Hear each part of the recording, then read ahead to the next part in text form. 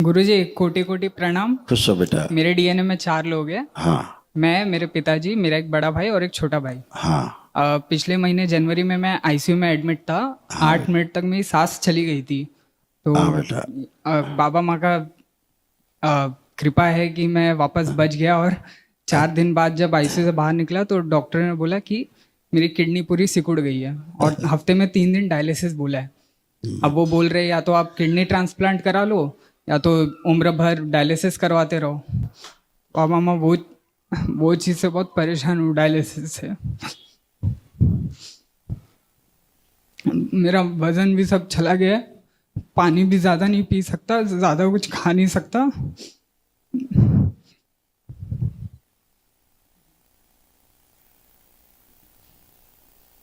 प्यास बहुत लगता है पर पानी ज़्यादा पी नहीं सकता। जब प्यास लगती का मतलब होता है शरीर की डिमांड है। क्यों नहीं पीते?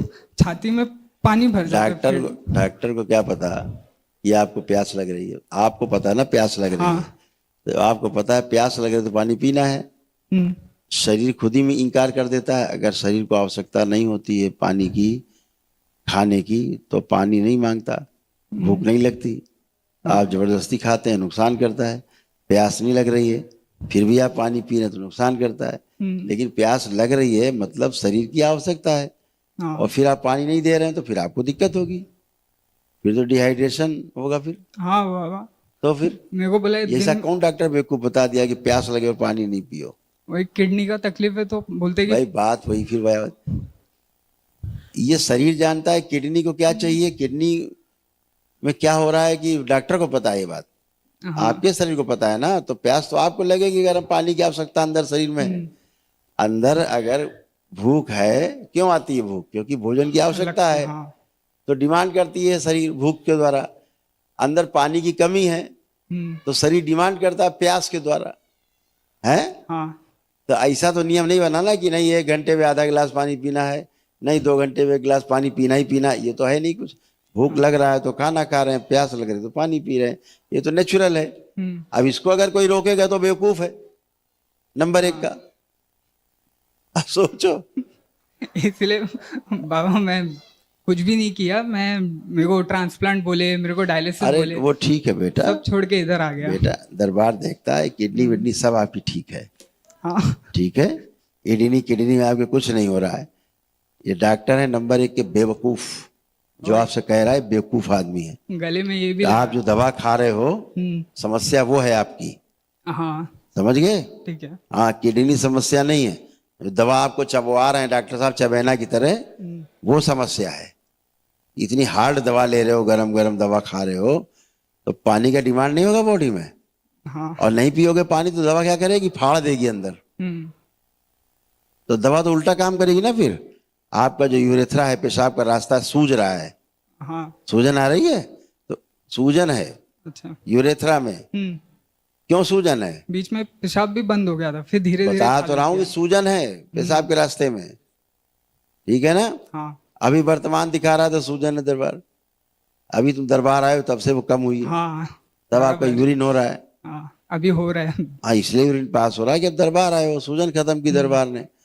तो समस्या कहाँ है और कहाँ कहाँ क्या कर रहे हो, और उसके कारण जब यूरिन रिटेंशन होता है तो फिर समस्या आती किडनी में। किडनी को दोबारा काम करना पड़ता है। अगर पेशाब वापस जाके दोबारा से रक्त मिल जाएगा तो रक्त को साफ करने का काम तो उसी का है, तो दोबारा साफ करना पड़ेगा है। तो फिर माता जी आप घर में पोछा लगा रही हैं, झाड़ू लगा रही हैं, और तुम आधा कूड़ा गया रोड तक और जो दरवाजे तक, आधा बाहर कर दिया, आधा फिर अंदर फैला दिए, तो अम्मा को दोबारा फिर नहीं करना पड़ेगा। और फिर अम्मा खींच के दरवाजे तक लाई, फिर आधा फिर अंदर फैला दिए। अब तो बेचारी दिन भर यही करती रहे, थक जाएगी। यही किडनी का होता है हैं कि आप पूरा बाहर नहीं निकलने देते, आधा वापस खून में, फिर सफाई करती किडनी। तो किडनी में बहुत लोड पड़ता है, उससे किडनी थक जाती है, या तो सिकुड़ जाएगी या स्वेलिंग आएगी है। तो भयभीत होने वाली बात नहीं, हल्की सी किडनी से इसलिए सिकुड़ी है क्योंकि काम बहुत करना पड़ा है, यूरिन रिटेंशन है। अच्छा। लोड ज्यादा पड़ रहा है। ठीक है। और फेफड़ों की टीबी की स्मृति है तुमको, इसलिए प्रॉपर आपको ब्रीदिंग नहीं है। रक्त में आपको ऑक्सीजन की मात्रा कम होती है, ब्रेन में कम हो जाती है, खून आपका दूषित हो गया है, प्राइवेट पार्ट दिख रहा गायब है। अब प्राइवेट पार्ट गायब रहेगा, सूक्ष्म तो पेशाब कहां से करोगे तुम? हाँ। टंकी बनी हुई है, टोटी है ये नहीं, कहां से पानी निकालोगे? ये सूक्ष्म जगह तो यही स्थूल है। आंखें बंद करो। कई लोग रखे हो डीएनए में? 4 लोग हैं।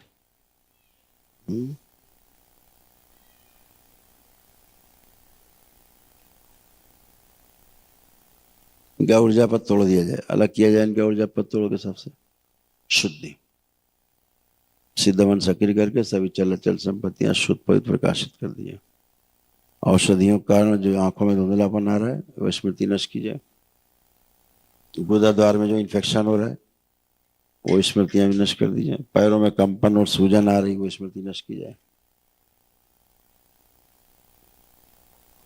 मस्तिष्क में ऑक्सीजन की जो कमी हो रही बढ़ाई जाए, ऑक्सीजन की मात्रा रक्त में बढ़ाई जाए। यूरेथ्रा की सूजन नष्ट की जाए। लंग्स टीवी की स्मृतियां नष्ट कर दी जाए। जो प्राइवेट पार्ट गायब दे दिया, लगा दिया जाए दरबार की ओर से सक्रिय, ताकि ठीक से पास हो सके इनका जो पेशाब।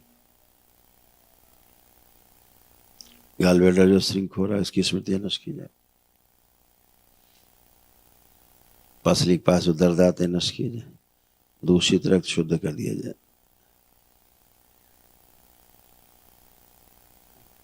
और जिस पीले वस्त्रधारी के वीडियो देखे इन्होंने, देखते हैं ये परिवार में लोग, वो स्मृति नष्ट की जाए।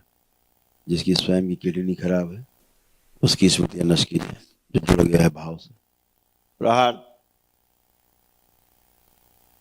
3 बार बोलो ओम नमो नारायण। ओम नमो नारायण, ओम नमो नारायण, ओम नमो नारायण। 3 बार ओम नमः शिवाय बोल के आंख खोलो। ओम नमः शिवाय, ओम नमः शिवाय, ओम नमः शिवाय। जो फेफड़ों में चिपका है निकाल दिया जाए। प्रहार। आंख खोलो, बंधन खींचो।